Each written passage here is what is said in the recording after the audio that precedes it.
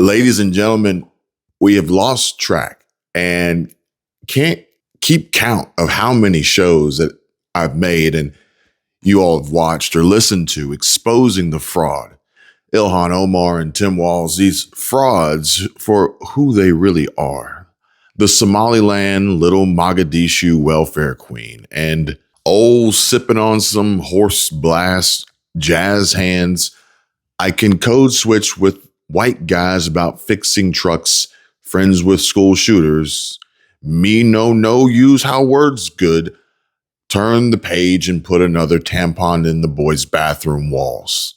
And so you see, Tim Walz just announced he quit and is retiring to spend more time in prison, I guess. But I agree. This is a terrible moment for Kamala Harris, too.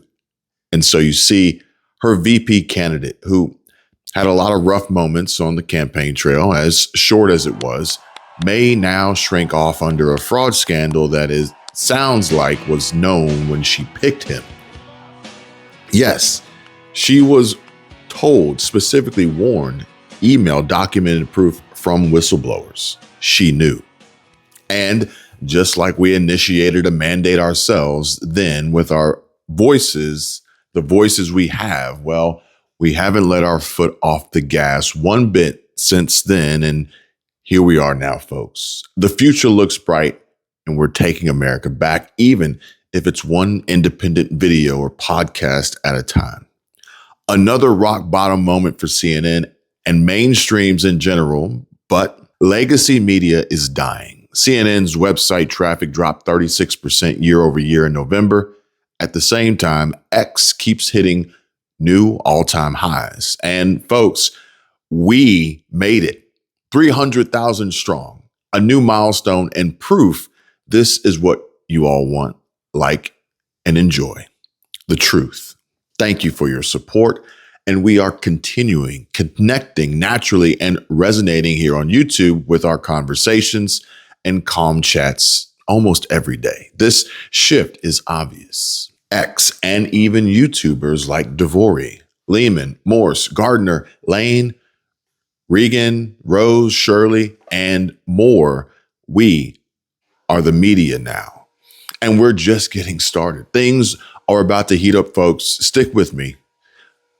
Pull up a chair, grab your popcorn, and so you see, Walz dropping out is just the beginning of the Somali fraud fallout. He might have been the first shoe to fall, but there's more coming.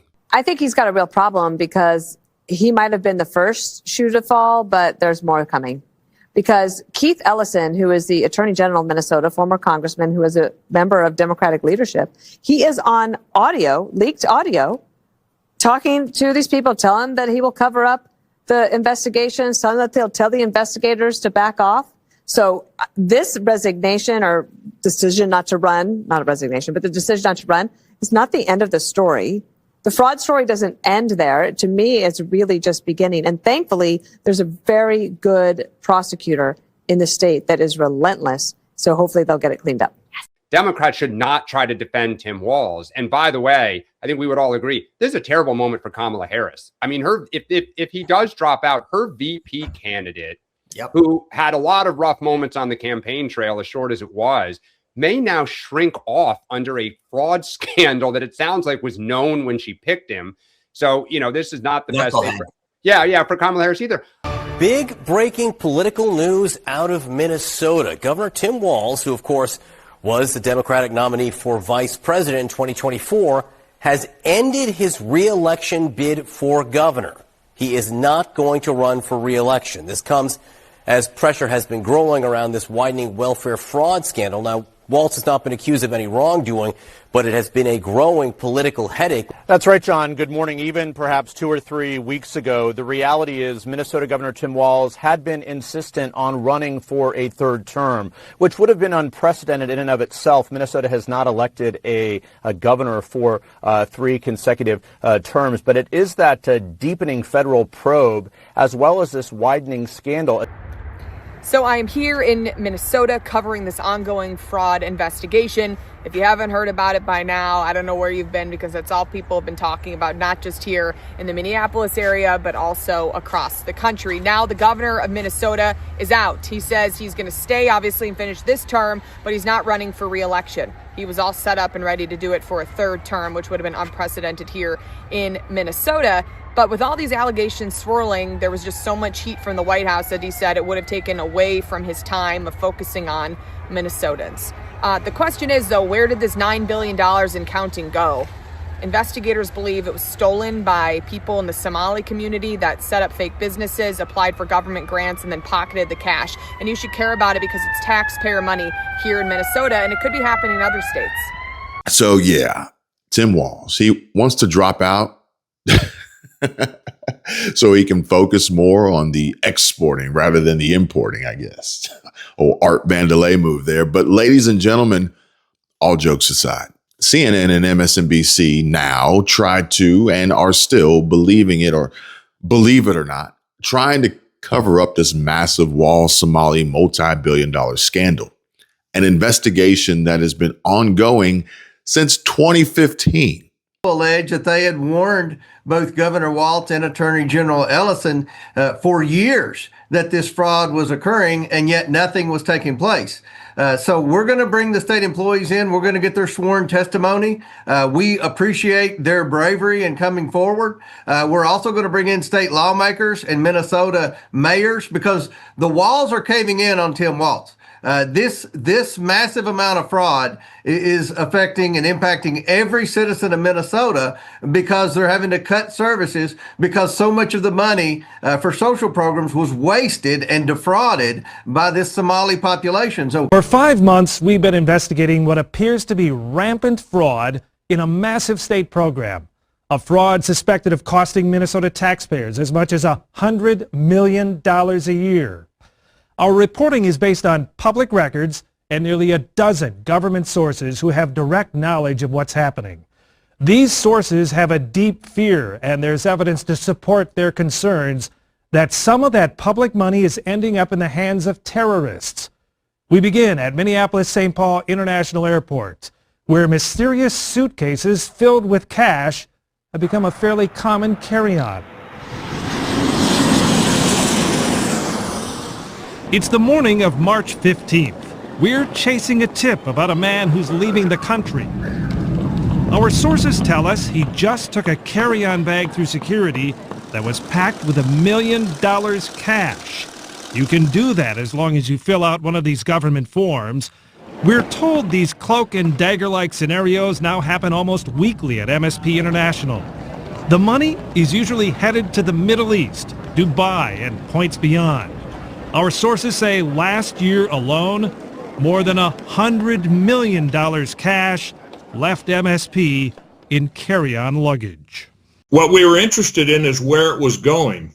The national go-to expert on what's behind these mysterious money transfers is Glenn Kearns. He's a former Seattle police detective who spent 15 years on the FBI's Joint Terrorism Task Force until his retirement. It's an outright crime. It's unbelievable. Kearns tracked millions of dollars in cash that was leaving on flights from Seattle. It was coming from hawalas, businesses used to courier money to countries that have no official banking system. Some immigrant communities rely on hawalas to send funds to help impoverished relatives back home. Kearns discovered some of the money was being funneled to a hawala in a region of Somalia that's controlled by the Al-Shabaab terrorist group. So I talked to a couple sources who had lived in that region, and I said, if money is going to this hawala, do you think it's going to Al-Shabaab? And he said, oh, definitely. That area is controlled by Al-Shabaab, and they control the hawala there. 22 years, spotless record, and you're being punished for it right now. We're going to be shut down because people stole money. So now all my kids and everyone else's kids and disabled adults are going to be the ones that pay for the fraud. In December of 2021, the FBI installed a surveillance camera overlooking this building just off Lake Street in Minneapolis. At the time, it was Safari Restaurant, which overall took in $12 million in federal child meal payments through Feeding Our Future. Safari's former co-owner, Salim Saeed, is on trial alongside Amy Bach, the Feeding Our Future executive director. Safari claimed to feed 4,000 to 6,000 kids a day. Its invoices and meal counts shown to the jury alongside the video. An FBI agent testifying that an average of 40 people came and went during the 6 weeks it was surveilled. The FBI set up a total of 12 cameras at sites claiming to serve extraordinary numbers of meals. Another was at a deli in St. Paul, also registered by defendant Salim Saeed, which claimed 1,800 meals per day.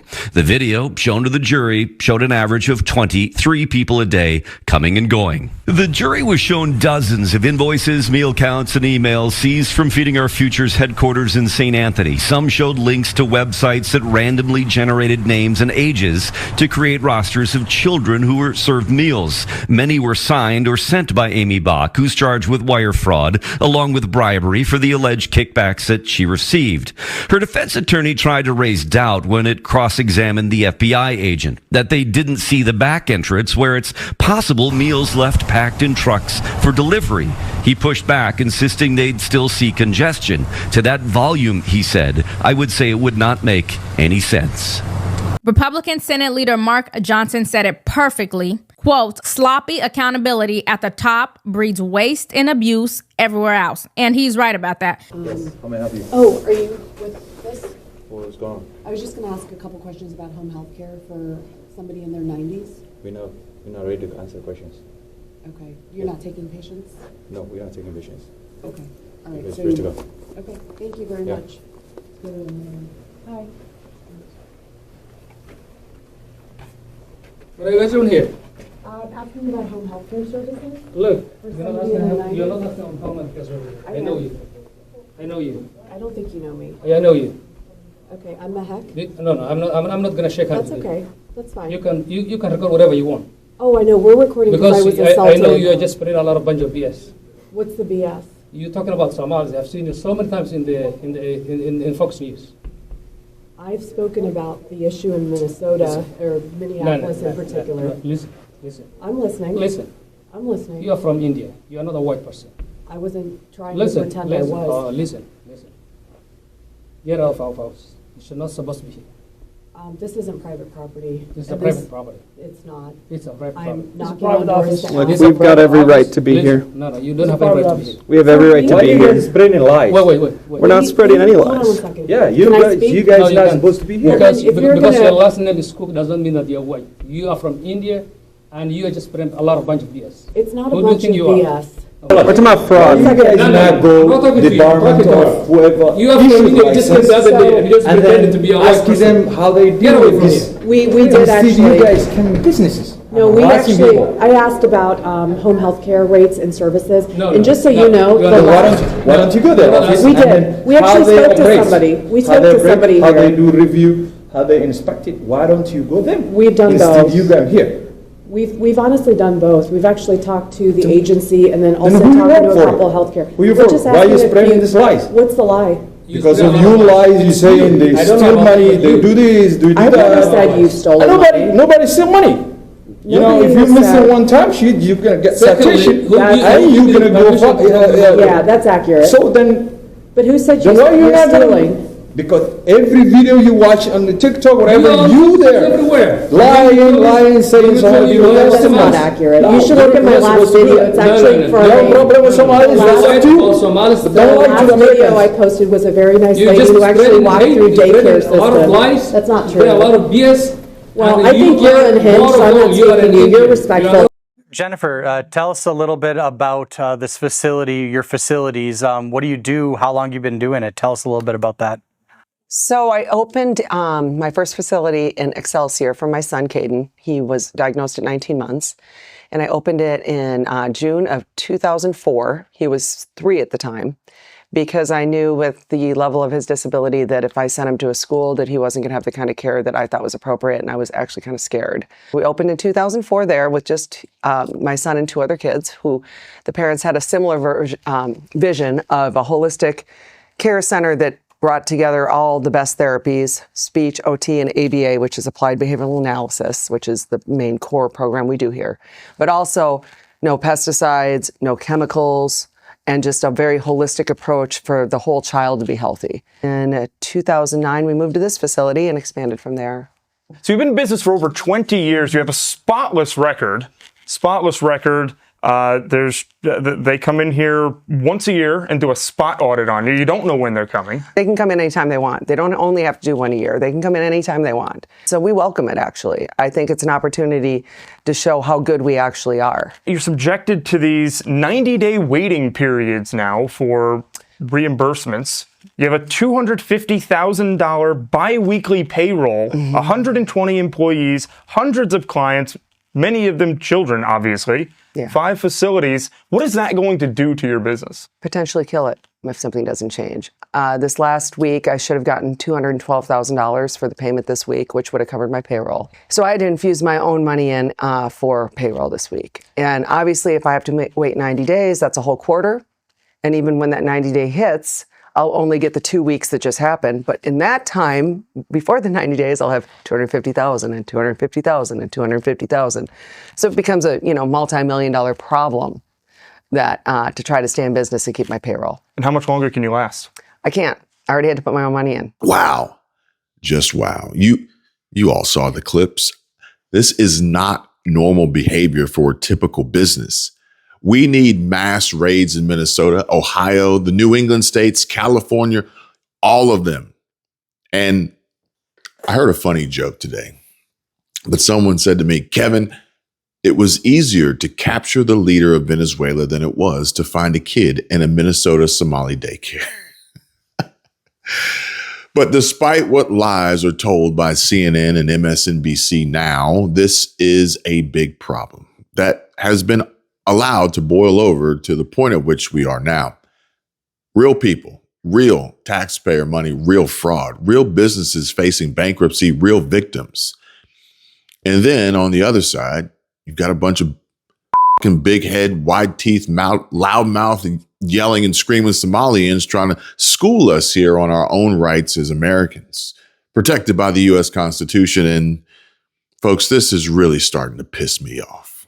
But Minneapolis paid a Somalian restaurant $12 million in federal child meal funds after it claimed to feed 4,000 to 6,000 kids a day.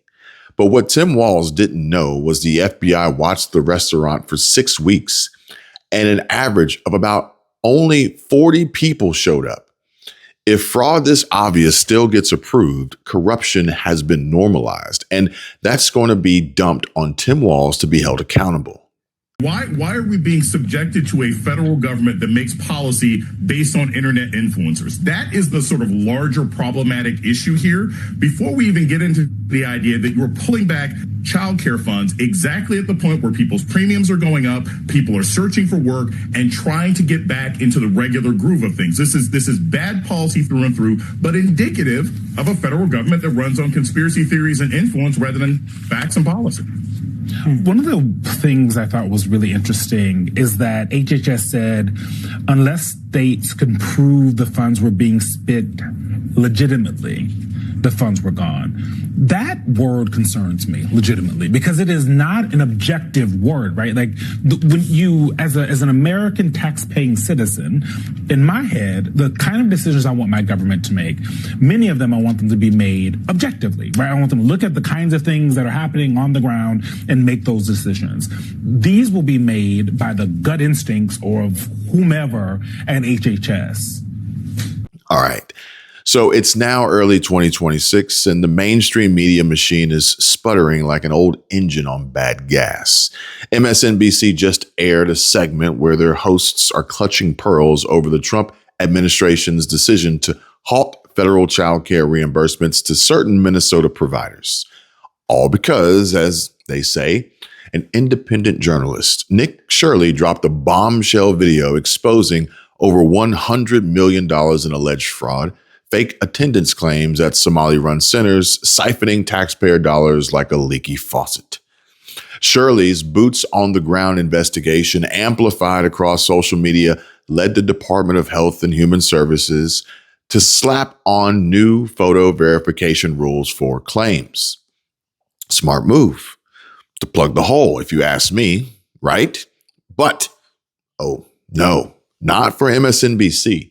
They're framing it as some sinister plot driven by internet influencers and right-wing whisperers, sidelining traditional media expertise. Enter MS Now. That's MSNBC Now, for those of you keeping score. They seem to be going through some sort of a transition of sorts, but I bet everyone in the studio can just smell the dick on the curly hair guy's breath. You know, the one who took over Joy Reid's job, who's actually melting down live on air. But they realize the game has changed. Independent journalists like Shirley wield far more power than their polished talking heads ever could. It's called evolution, folks. The old guard is getting outpaced by real people with real stakes, armed with nothing but a camera and a backbone. Biden's laptop or the president's fitness for office. The point is, on too many stories, the press has missed the story because we've taken into account the perspective of advocates and not the average American. All right, pause there. All right, that's fine. You didn't miss the story. You lied about the story. And yes, you did listen to advocates. By the way, you're not supposed to listen to advocates. You're supposed to go do the research and crunch the numbers, not listen to people who work for this organization or that organization who have an agenda. Without fear or favor. Yeah, you're going to go talk to the person who runs a Somali daycare, or you're going to do some journalism? No. Okay, here we go. Advocates and not the average American. Or we put too much weight in the analysis. You don't need to talk to the average American either. You're a news organization. Job. Does COVID kill healthy kids? No. Okay, we got our answer. Yeah, you don't have to talk to the average American to get that. You don't need to talk to the average American. You don't need to talk to advocates. But keep going. Analysis of academics or elites, and not enough on you. And I know this because at certain points, go back a second. Sorry, just I go have back been 20. you. There it goes. Or we put too much weight in the analysis of academics or elites, and not enough on you. And I know this because at certain points, I have been you. I have felt this way too. All right, hold on. I don't know what he's talking about. What I was seeing. Hold on. He doesn't need to talk to us about anything COVID. Hunter Biden's laptop, does it exist? I don't know. Go interview the guy from the MacBook store and go talk to the FBI and see if they have it, and go pull some records and go talk to Giuliani or whoever. Tony Bobolinsky. Go talk to Tony Bobolinsky. Go do some work. Yeah. Don't talk to me. Let's go do some journalisming. Would you please? Not relying on academics. Yeah, academics that are dyed-in-the-wool Democrats. Do journalism. But CBS says, on too many stories, the press has missed the story. Adam Carolla says, no, you didn't miss the story. You lied about the story. Anywho, I have an analogy here for you all, and it's from the cutthroat world of business negotiations, and that is, whoever speaks first, offers first, leads with their chin, loses. You reveal your hand too early and the other side exploits it. That's exactly what's happening here. The mainstream media, Democrats, and especially outlets like MSNBC and MS Now, they jump the gun every time. They rush to scream conspiracy based on hot takes from their parade of no-name panel guests. Let's just call them what they are. A bunch of losers grasping at relevance. These clowns spout off without facts, painting independent reporters as fringe agitators, all while ignoring the mountain of evidence Shirley uncovered. And yes, he's doing journalism. And don't call me Shirley. But here's the kicker. Independent journalists have more integrity on the line than these MSM puppets ever will. We don't have massive contracts, cushy weekly paychecks, or corporate overlords pulling strings. No, we grind it out because we're fed up, tired of being robbed blind, watching our hard-earned tax dollars vanish into fraud schemes, we expose this crap to make it stop. Plain and simple. I mean, what does it tell you about a person who attacks the people pointing out and uncovering the crimes, and how they then condemn them, but ignore and try and praise and even exonerate and uplift, in some instances, the criminals doing the crimes and committing the fraud and theft? The U.S. is alleging that Maduro, again, is a drug trafficker, among other charges, something that will ultimately be decided by jurors. Here's what we know about the illicit drug trade out of Venezuela. The first drug trafficking accusations came against Nicolás Maduro back in 2020 during the first Trump administration. And at the time, the former Attorney General, Bill Barr, said the Venezuelan government facilitated the transport of up to 250 tons of cocaine annually. Experts believe that most of that cocaine is bound for Europe, not the United States. And also, for context, that total falls far, far short of what we see in many other countries. For instance, according to U.S. data, Guatemala, a much smaller nation, saw 1,400 plus metric tons pass through 2018 alone, which we know did wind up flowing into the United States. It's obviously dangerous and lethal. It is not, though, the drug causing most overdose deaths in the United States. That dubious distinction belongs, of course, to in 2024, the CDC says that drug killed more than 48,000 people here in the United States, more than half the total number of overdose deaths nationwide that year. Accounted for just about 22,000 deaths. And despite claims by the Trump administration that Maduro's capture will impede the flow of the DA's own assessment for 2025 doesn't even list Venezuela as a foreign illicit drug actor. Instead, it cites trafficking from Mexico, China, Colombia, and India as well. It is almost entirely produced in Mexico using chemicals that come from China, according to U.S. authorities. How all this shakes out in the courtroom, we'll see what evidence the U.S. presents. I mean, granted, that's Maduro, and a completely different conversation for a different show I'll put together for you all later. But you all get the point. The idea, right? Yet another rock bottom moment for CNN. On live television, host Boris Sanchez spent nearly 2 full minutes downplaying Nicolas Maduro's drug trafficking operations. He argued that cocaine isn't as bad as other drugs, that it mostly goes to Europe anyway, and that other countries are worse offenders than Venezuela. Yeah, kind of makes you wonder how CNN is funded, right? But meanwhile, the left's echo chamber trips over itself, again, making fools of themselves by dismissing solid reporting as influencer noise. But folks, this is not just sloppy, it's embarrassing. For them, of course. They lose credibility every time they fire off half-baked accusations, proving they're the real conspiracy peddlers. And so you see, this is why we're winning the information war. The fraud stops when we shine the light, and no amount of MSNBC hysterics can dim it. Evolution favors the truth seekers, not the gatekeepers. Stay vigilant, folks. Our money, our future depends on it. All right, y'all, let's hit pause for a second because this matters and it's really important. We talk a lot on this channel about taking control of your life, making smart choices, and not letting the system overwhelm you. But when it comes to navigating Medicare, it can feel like you're wading through a swamp of total confusion. Plans, coverage, costs, deadlines, you name it. And that's where Chapter steps in. They're not just another company. They're the real deal when it comes to free Medicare help.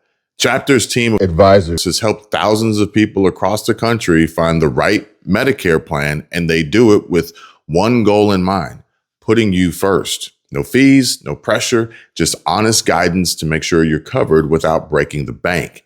Big insurance companies have their own agendas, but Chapter's got your back, fighting to get you the plan that works for you. So if you're approaching Medicare age or helping a loved one figure it out, don't go it alone. Call Chapter today at 270-467-2426 and start getting the clarity you deserve.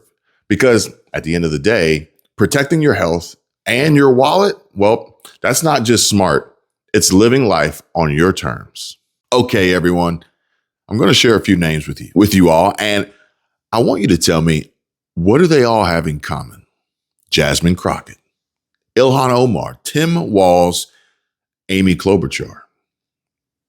Drop a comment and say what you think they all have in common, besides the obvious letter D besides their name, and all being members of a failed, defunct party that's being eliminated, eating itself, soon to be no more, and really just talked about in the form of history by real sources of truth like us here, as we all know that the way the left, progressives, libs write history is lopsided and skewed at that too. But if you happen to say something along the lines of removed from Congress, deported, arrested, and also removed from Congress, well, ding, ding, ding, you're right.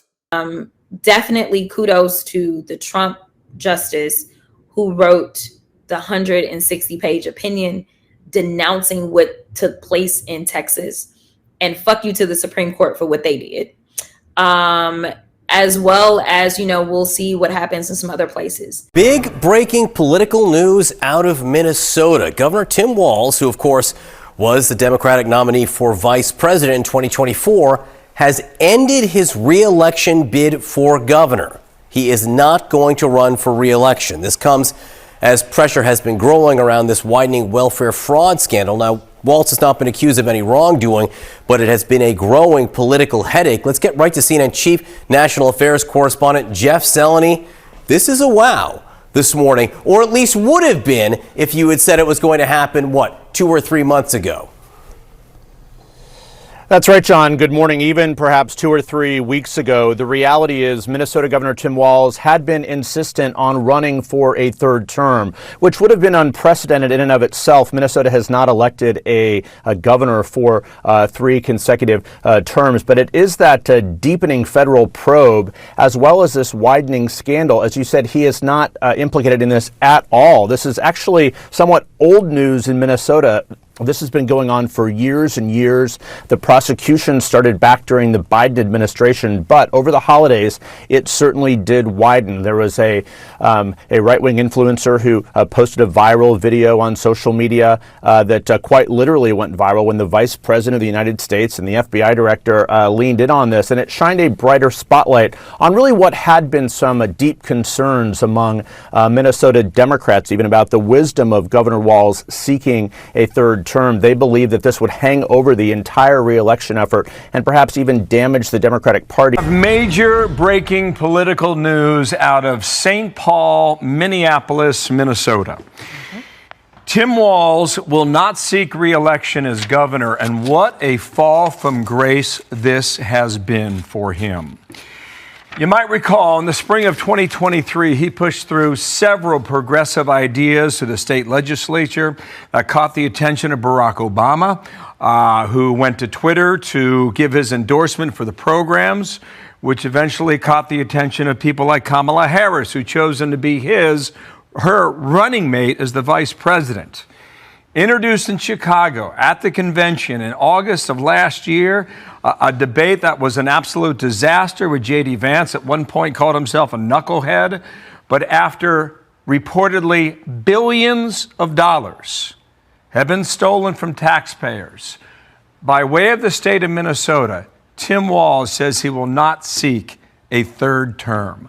What a remarkable 2 years in the national spotlight has been for him, Dana. And Walz hit Trump in his announcement. He said Donald Trump and his allies in Washington, in St. Paul, and online want to make our state a colder, meaner place. They want to poison our people against each other by attacking our neighbors. And ultimately, they want to take away much of what makes Minnesota the best place in America to raise a family. Now, okay, what else has been happening in this last month? Well, you have the discovery that there has been incredible amounts of fraud, and I think 98% of the people arrested are Somalis who are immigrants there in the state that were taking COVID funds and basically and Medicaid funds and stealing them from the American people under his watch. or his lack of watch. And now remember, Kamala Harris chooses him as the vice presidential choice, partly because he couldn't conceivably upstage her.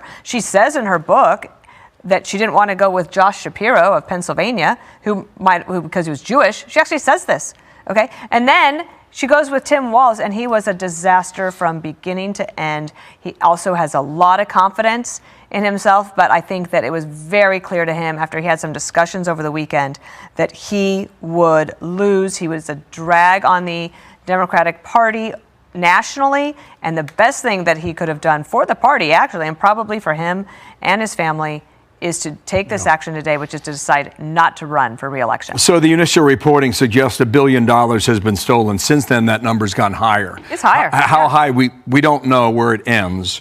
And there are suggestions that it could be similar in other states. Mary Catherine Ham. But Kamala Harris also rejected and turned down the worst transportation secretary in all of U.S. history, Pete Buttigieg. Well, because she said he was gay, or perhaps too gay. But I saw that Tim Walz dropped out of the governor's race yesterday morning. And stay tuned and stick with me here. Stay locked in, because this Thursday, we'll hear from Nick Shirley. It's just 48 hours away, who recently uncovered Minnesota's daycare fraud, and the exclusive I will be sure to include in my show for you all to see. But this was popping off all day yesterday, and I was trying to catch as much as I could, but we were driving for the better part of the day, but we are back, at least for now. And I saw Breaking 911 posting this. Breaking report about Governor Tim Walz, who was expected at the time to announce Monday that he's dropping out of the 2026 gubernatorial race, according to political insider Blois Olson. Nick Sorter was even live outside Tim Walz's residence, anxiously awaiting the smoke to rise from the governor's mansion's chimney, signaling that a new retard has been selected, which really and truly we have to take into consideration. Tim Walz dropping out. Yeah, it's like the left. They're like, oh, they want to impeach Trump, this, that, and the other. Okay, J.D. Vance is next in line, folks, okay? And J.D. Vance is a killer, all right? Figuratively, not literally. However, on the flip side, if Tim Walz is removed, quits, resigned, jailed, well, the lieutenant governor from Minnesota, she's probably worse off than he is. So there's that. Good morning from outside the Minnesota governor's mansion. It's about 4 o'clock in the morning. Trump rally music blasting in the background as all eyes are on the chimney of the Minnesota governor's mansion, awaiting for the smoke to rise, which means that a new retard has been selected. Tim Walz expected to drop out of the gubernatorial race after the expose of him being in bed with all the Somalis out here. I don't know. Stay tuned. We'll be out here all day. This came amid reports leaked. Tim Walz would be dropping his 2026 re-election campaign yesterday due to his inability to stop canoodling with the Somalis. Trump rally music is still echoing through the streets and can be heard from as far as New York City all the way to Venezuela.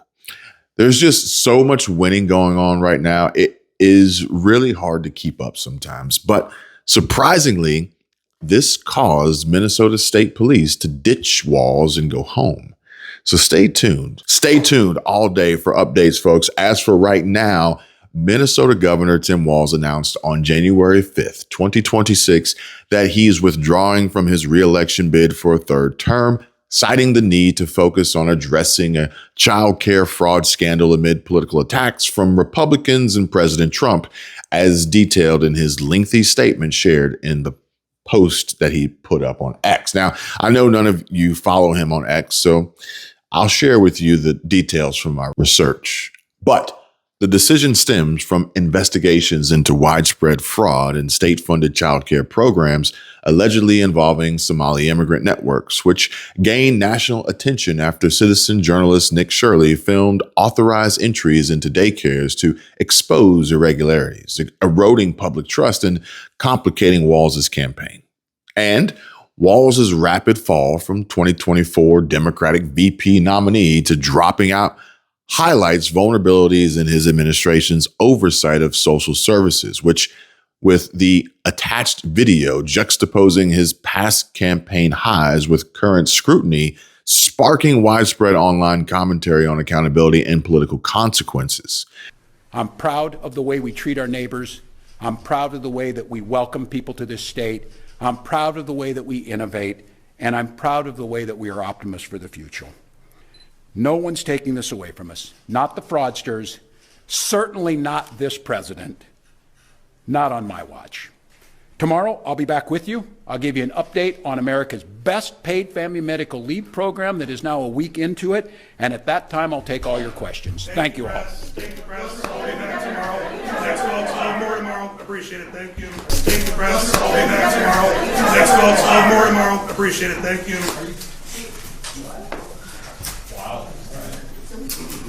Thank you, Press. You said you were going to take questions. Why didn't you? Thank you all. We'll be back tomorrow. Wow. All right. Thank you, Press. You said you were going to take questions. Why didn't you? Thank you all. We'll be back tomorrow. Thank you. Thank you.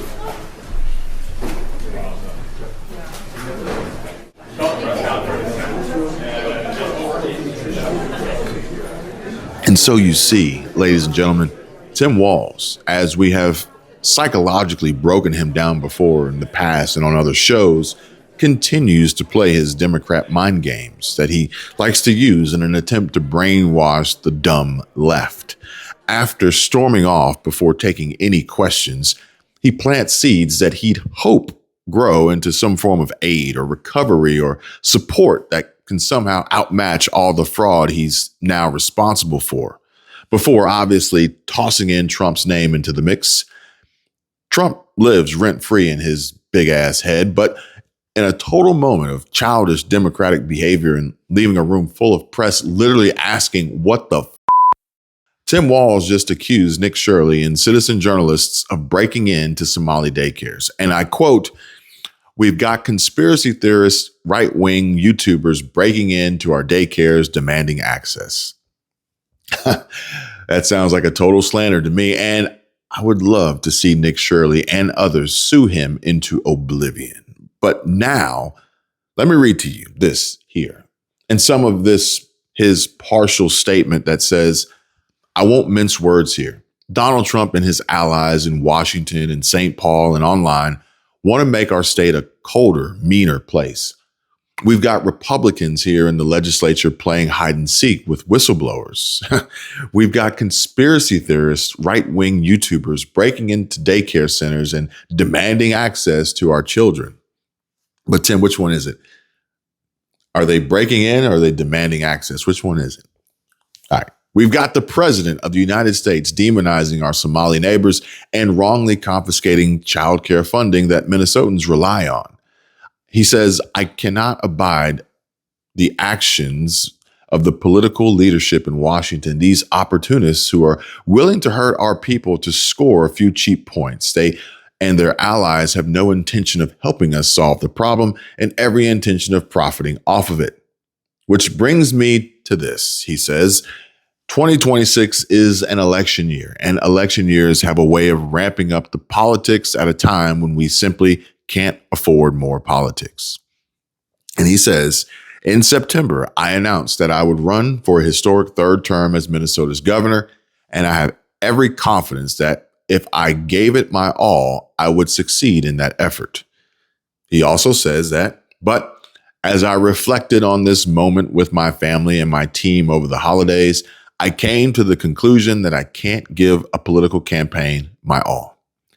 He says, "Every minute I spend defending my own political interests would be a minute I can't spend defending the people of Minnesota against the criminals who prey on our generosity and the cynics who prey on our differences." So, he says, "I've decided to step out of the race and let others worry about the election while I focus on the work," whatever that means. Also, he says, "I know this news may come as a surprise, but I'm passing on the race with zero sadness and zero regret. After all, I didn't run for this job so I could have this job. I ran for this job so I could do this job. Minnesota faces an enormous challenge this year, and I refuse to spend even 1 minute of 2026 doing anything other than rising to meet the moment. Minnesota has to come first, always. He says, that's what I believe servant leadership demands of me. And as an optimist, I will hold out some hope that my friends on the other side of the aisle will consider what servant leadership demands of them in this moment. We can work together to combat the criminals, rebuild the public's trust, and make our state stronger. But make no mistake, if Republicans continue down this path of abusing power, smearing entire communities, and running their own fraudulent game at the expense of Minnesotans, we will fight back every step of the way. Also, he says, today, I'm proud of the work we've done to make Minnesota America's best place to live and raise kids. From our new paid leave policy to our child tax credit to our free lunch program. And most of all, I want Minnesotans to know that I'm on the job 24/7, focused on making sure we stay America's best place to live and raise kids. No one will take that away from us, not the fraudsters and not the president, not on my watch. But I'll tell you who is a complete piece of shit. I'm going to tell you right now. There have been a lot of swear words at this table today. Walz. Okay. Walz does not belong at this level of American politics. Vance does. Final verdict, Tim Walz wandered into the wrong bar tonight. The governor of Minnesota, the Democratic candidate for vice president, wish casting the death of the president of the United States. I don't care how much you hate your political opponent, wishing death upon them and joking about it means you're a broken-brained SOB, and that's what he is. Walz is a buffoon. I'm sorry. This guy, he's the only school teacher in America who brags that none of his students can get into an Ivy League school. He's had one consequential press interaction with our Dana Bash, who asked him about the fabrications in his own resume, and his answer was essentially, me no understand words good. I mean, is a buffoon. I think when your signature move is jazz hands, you're not as up on the white guy code maybe as you think you are. In the arms of the angels, Tim Walz's political career ends today. The walls are coming tumbling down, but now, after an epic oh shit moment, Tim Walz, he was almost vice president of the United States, folks, but now he's dropping out of the governor's race in Minnesota in disgrace, despite what he says, but all because a 23-year-old kid with a camera and a thirst for justice exposed billions of his fraud. May Nick Shirley's work create 1,000 more Nick Shirleys, but folks, I don't know about you. However, and in response to what soon-to-be former Governor Tim Walz just said, our Somali neighbors, yeah. I don't have any neighbors that wave around foreign flags, not speak English, are 80% on some sort of welfare and commit mass fraud to send over to a third world shithole. They aren't neighbors. They are invaders. But here, folks, and so let me get this straight. 9 months ago, Ukrainian flags they waved. 8 months ago, Palestinian flags. 7 months ago, Mexican flags. 6 months ago, Iranian flags. Now Venezuelan flags. What's actually happening? Do liberals actually stand for every country but the United States? Walz replaced the Minnesota state flag with the Somalia flag. That's part of why he deserves the name Traitor Tim. Put the flag back before you leave, asshole. But I'll say that once you realize this, you'll never miss it again, folks. And if you know of anyone who just can't seem to get it or consistently just misses it, share my show with them if you can. I know Facebook and I aren't exactly on speaking terms right now, but when America is in a dispute with another country, the Dems and the media will always side with the other country. Yesterday was Somalia. Today is Venezuela. It doesn't matter who it is or what it's about. They just hate America. These people are sociopaths. I mean, correct me if I'm wrong here, but President Trump could literally jump in the ocean and save a child from drowning, and the left would say that he is starving the sharks. A recent Washington Post poll finds Americans pretty evenly split on the operation over the weekend. 40% approve, 42% disapprove, 18% are unsure. When it comes to who should decide the future leadership of Venezuela, 94% say the Venezuelan people, 6% say the United States. One thing I have to say is, like, this was a very successful military operation. The idea that 42% disapprove is a higher number than I would think. It says to me that the American people are thinking not just about this operation, but maybe more about also, well, what comes next. Well, also it's Trump. I mean, 42% of the American people would oppose it if he cured cancer personally in the Oval Office tonight. I mean, there is a reflexive opposition to Trump. It is the entire platform of the Democratic Party, and to the extent that that's how their leadership tells them to act, that's how the Democratic grassroots are going to see it. You see Democrats today who long came on this network and others and called for Maduro's ouster, demanded it, now saying they oppose the fact that Donald Trump just arrested Maduro. This reflexive opposition to everything Trump does is corrosive of the Democratic Party, and you shouldn't look at these things through that lens. You should look at it and say, highly competent military and law enforcement operation, we got rid of a bad guy, there's a better future for Venezuela, and it's going to inure to the United States' benefit. But, you know, it's Trump, so everything must be opposed. If he's for it, well, it's not. I love that the Dems were so upset that Trump sent Maryland dad to Central America and demanded him back for due process. Now they're mad that we bring this guy here from Venezuela for due process. Shouldn't they be happy? We could say, but we're just doing due process, you know. But you got to. But ironically, Nicolas Maduro is reportedly stunned by how many rights America grants even the worst criminals, including himself. As it has been reported, and I quote, he never even conjured the notion he gets an attorney, could apply for bail, can stay silent, the right that none of the material he said outside counsel has to come in. All of this stuff from the judge translated to him by an off-screen translator to ensure that he understood. He said he did.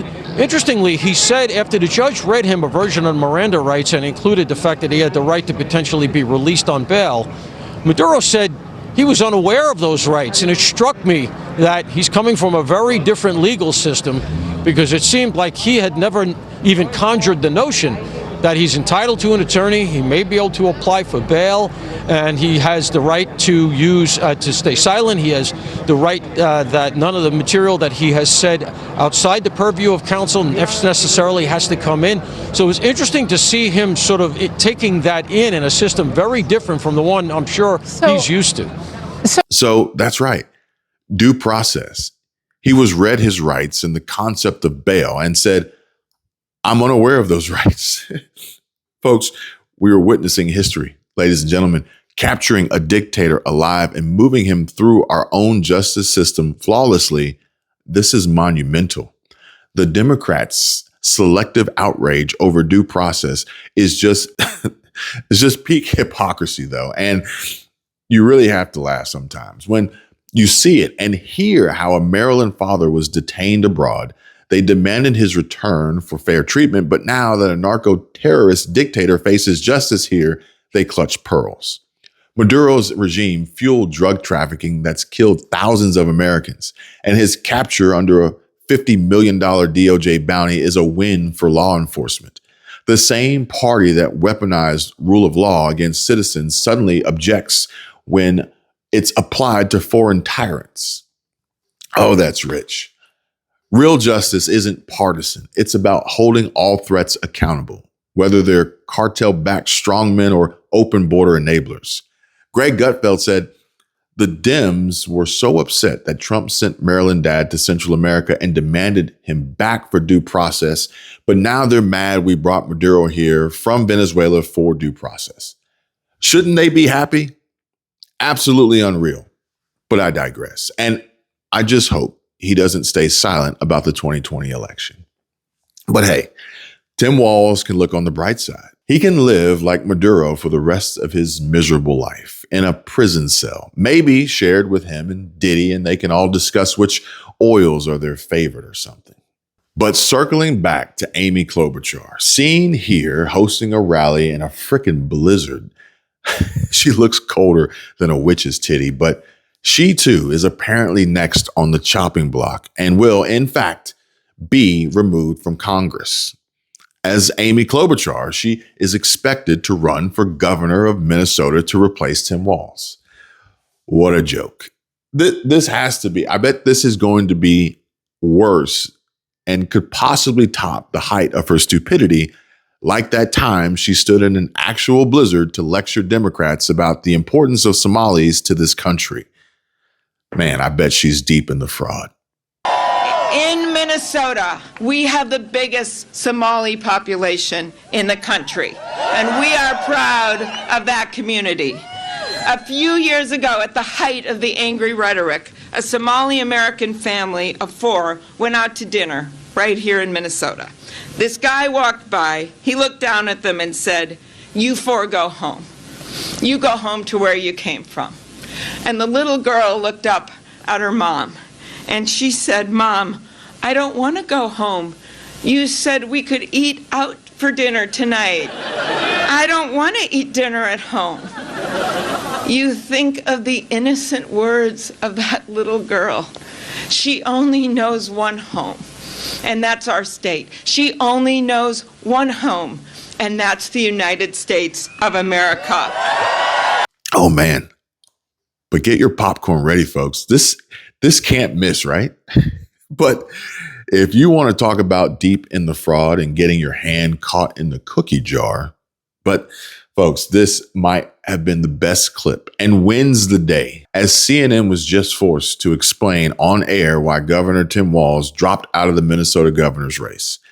And their viewers are not going to like what they heard, especially when they admitted political defeat. But CNN finally acknowledged what conservatives like us and I have here on my show been talking to you all about, and doing these deep dives and digging in with our conversations.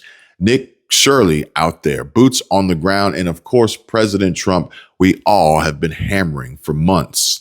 Minnesota Governor Tim Walz, the failed 2024 Democratic VP nominee, has been forced to abandon his bid for an unprecedented third term due to the explosive welfare fraud scandal that exploded under his negligent watch.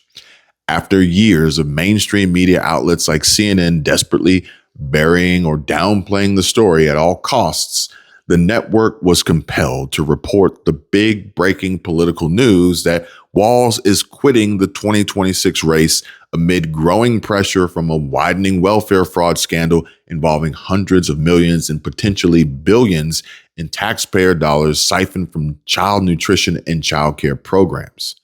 CNN conceded that while Walz faces no direct accusation of wrongdoing yet, the debacle has become a massive political headache, one that widened over the holidays, thanks to a viral expose by a conservative influencer amplified by high-profile figures shining an unforgiving spotlight on the lax oversight and systemic failures in Walz's administration.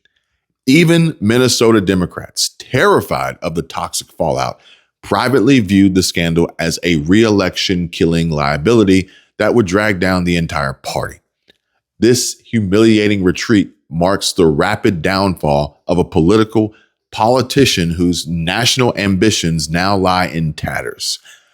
But looking ahead, Walz faces ongoing federal probes, congressional hearings where he's expected to testify, potential calls for resignation before his term ends, and a damaged legacy that could torpedo any future political comeback, while Republicans eye a long overdue takeover of the governor's mansion.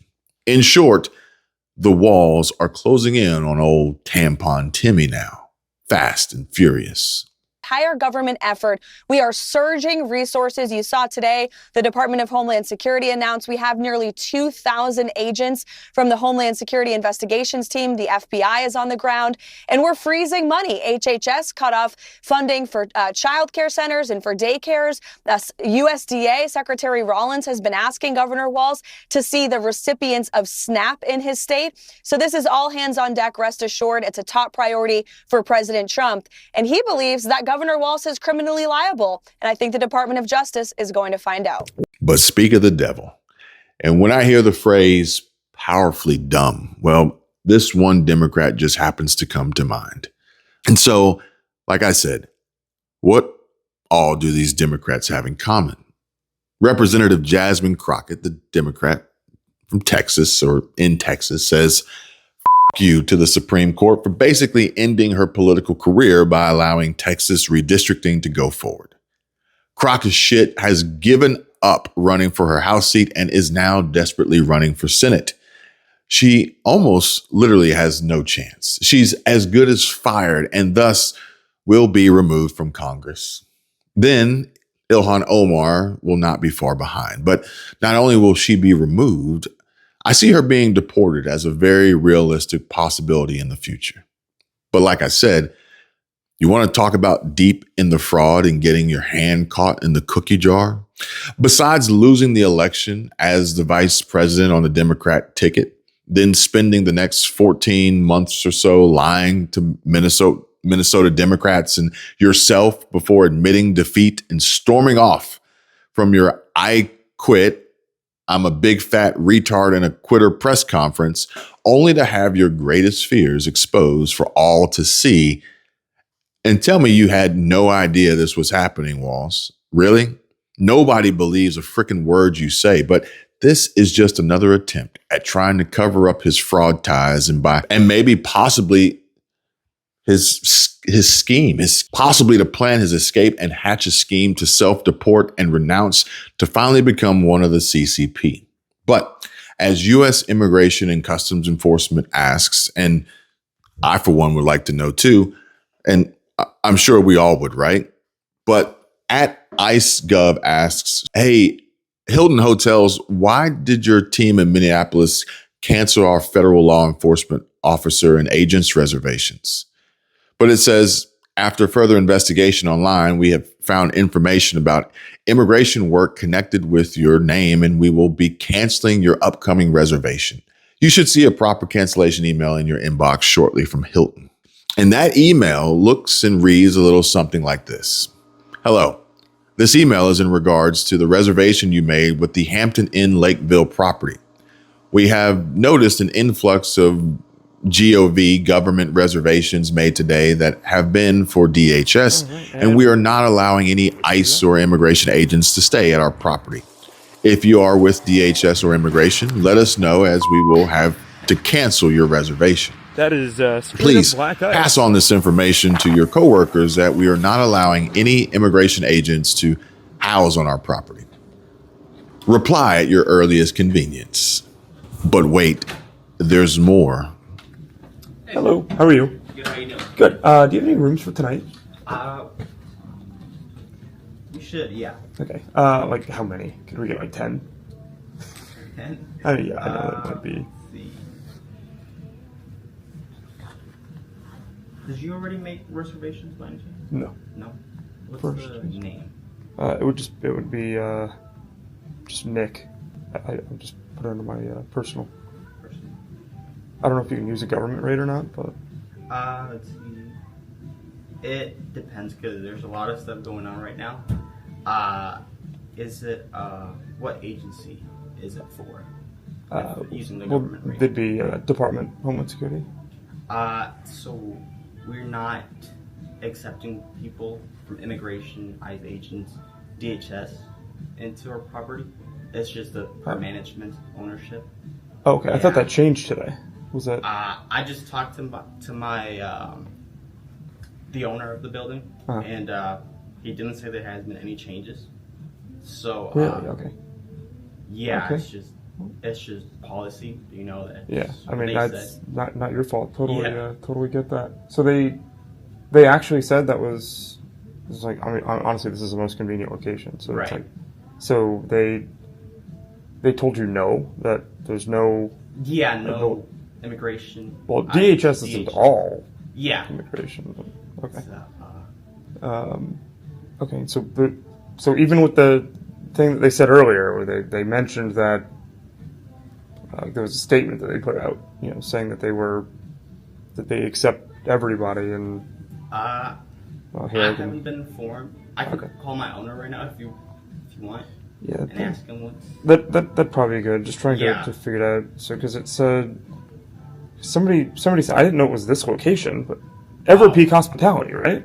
I'm new here, okay. so I don't really know what's. Gotcha. Yeah. So.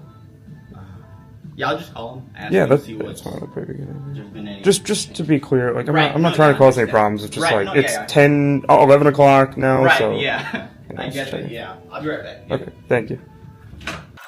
Nick places this caption at the bottom of the screen that says, "Dude pretends to be attempting phone calls for several minutes, hoping I just leave, but that ain't me." Yeah, so nobody's answering my calls right now. Okay. Because of the time.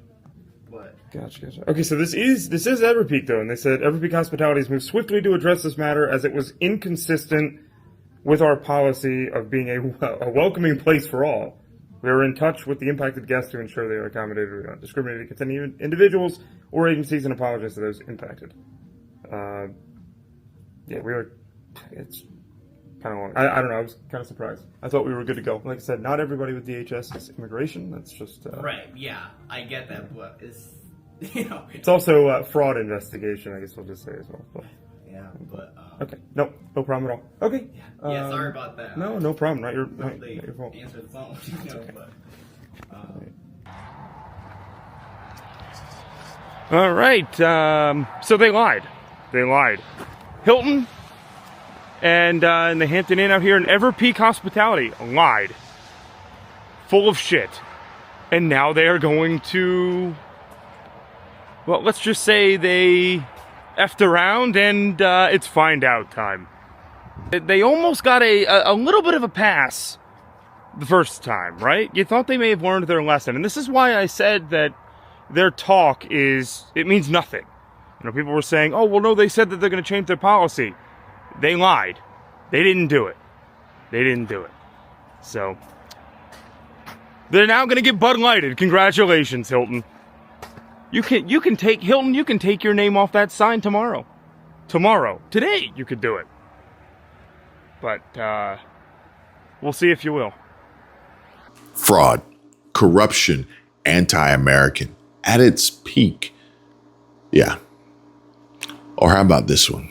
Submitted on X and a bombshell reveal exposing Minneapolis Craigslist post in search of child actors for daycare site where funding was, quote, cruelly ripped away without cause. But says here, to help hurry this state vetting process, we are looking to hire 20 child actors for 3 days while state is present on site, paying $1,500 a day. But, oh, wow. And would you look at that? How convenient that its circle radar is right above Quality Leering Center. And shout out and amazing work to this ex-user Liz. But if you want to check it out, I'll drop a link to the post down in the description. But look, and how about this?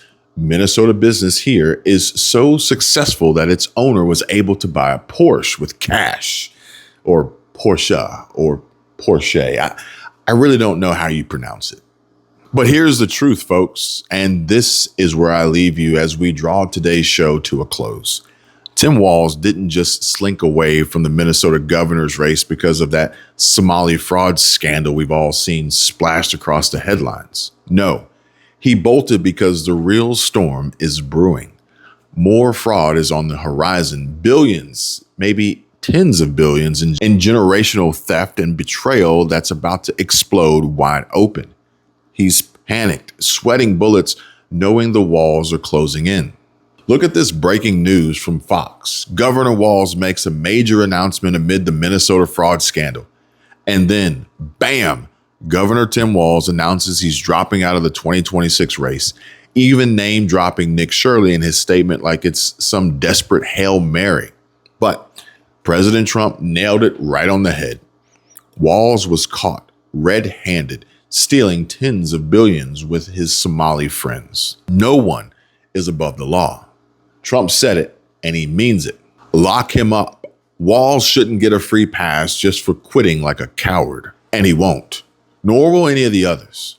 You cannot disclose the identity of a federal agent, where they live, anything that could harm them. Pritzker, same ballgame with him. And, you know, Pelosi got a letter today from Deputy Attorney General Todd Blanche. So did Brooke Jenkins, that DA in San Francisco. We told them, preserve your emails, preserve everything you have on this topic, because if you are telling people to arrest our ICE officers, our federal agents. You cannot do that. You're impeding an investigation, and we will charge them if they think they have not met me, because we will charge them if they are violating the law. We will protect our federal agents. They're out there working nonstop, as you're showing right now during a shutdown. These people are out there working to keep Californians safe, yet you've got Pelosi out there saying to obstruct their investigation. You can't do it, and we're going to investigate her now as well as that DA. Do you hear that, Nancy? Pelosi, you better preserve those emails. But even though Tim Walz seemed oddly happy last night, celebrating with fast food as he decided to end his campaign, and if he thinks he's now immune from accountability, he's wrong. And Tim is trying to seemingly whore out his daughter like some political pawn on some sort of strange dad-daughter OnlyFans or something. Okay, we're on a typical Midwestern morning run here. I am literally in all of my dad's things. I just brought leggings and a sports bra, so I like thrifted this sweatshirt in like high school. Anyways, by the time this video comes out, everybody will know that Tim is no longer running for governor, but he still has a year on the job and is going to give it his all and do a lot of amazing things. And I just wanted to let Tim talk to you guys. Hey everybody, glad to always get Hope home. Beautiful January day, beautiful run. We'll do a few miles. Just wanted to say how grateful I am to everybody out in Minnesota. Grateful for the 7 years and the year that's coming up to make Minnesota better. We're feeding our kids. We're lowering childhood poverty. We're addressing climate change. We started paid family and medical leave, the best in the country. And we treat our neighbors with respect and welcome people to this state. I need to focus on getting this job done. It's very clear that that's not the focus of the White House. They do not care about Minnesota. It's about making Minnesota meaner and colder and just less friendly. So I'm going to focus on this. Rest assured, Democrats will win this seat. They will keep a progressive agenda. We will keep fighting against this White House and these unconstitutional acts. But I just want to say my gratitude for Minnesota. I never ran to get this job. I ran to do the job. And I want to do that job right now. And this means I get to spend more time with Hope, more time adventuring. We're going to take some fun trips. We're already talking about it. And I'm just getting started. I am now being let loose because of this, people.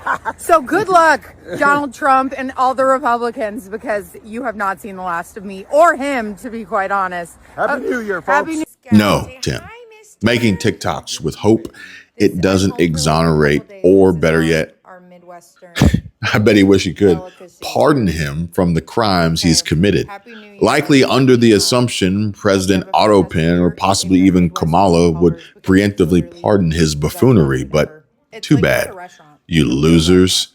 She lost, and now you're absolutely But I kind of liked it when she did this.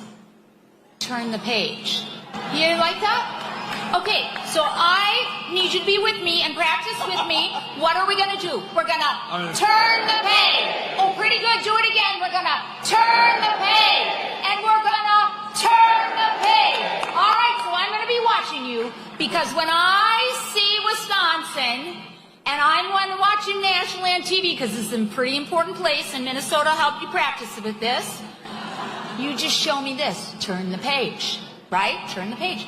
And you know what else that looks like? Bye-bye.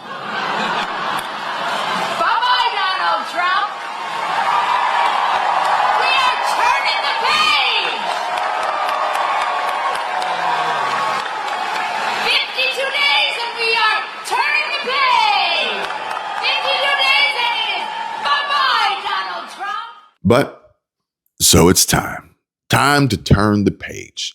And I quote directly from Trump's post, Minnesota's corrupt governor will possibly leave office before his term is up, but in any event, will not be running again because he was caught red-handed, along with Ilhan Omar and others of his Somali friends, stealing tens of billions of taxpayer dollars. I feel certain the facts will come out and they will reveal a seriously unscrupulous and rich group of slimeballs, sleazeballs. Governor Walz has destroyed the state of Minnesota, but others like Gavin Newsom, J.B. Pritzker, and Kathy Hochul have done, in my opinion, an even more dishonest and incompetent job.